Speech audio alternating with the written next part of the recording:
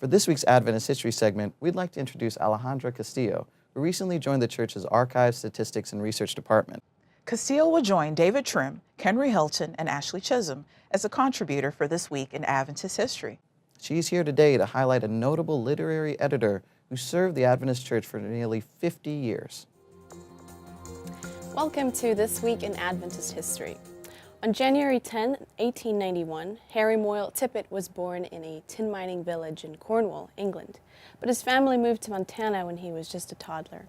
As a boy and a young teen, Tippett loved school, but his education was interrupted when his mother died and he had to get a job to support the family.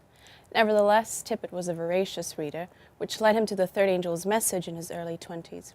This is how he founded the Seventh-day Adventist Church in Butte, Montana, where he met his future wife, Gladys Robinson. In the next 7 years, Tippett went from working in copper mines to completing his education at Walla Walla College. Upon graduation in 1924, Tippett was immediately called to teach English at Sutherland Academy in Oregon, where he served as principal the following year. In just 2 years, he moved again, this time to Emmanuel Missionary College, known today as Andrews University, to teach English. He stayed there 20 years and became the chair of the English department. In 1946, at 55 years of age, Tippett was named associate book editor for the Review and Herald Publishing Association. While Tippett expected to serve 10 years in this capacity, he actually stayed for 25. In total, Tippett gave 47 years to the work of the church.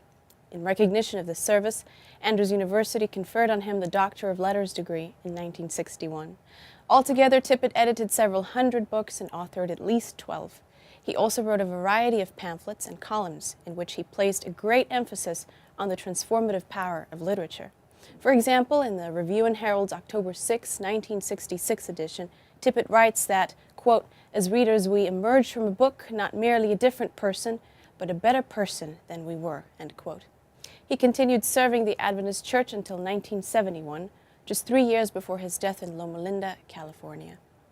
That was This Week in Adventist History.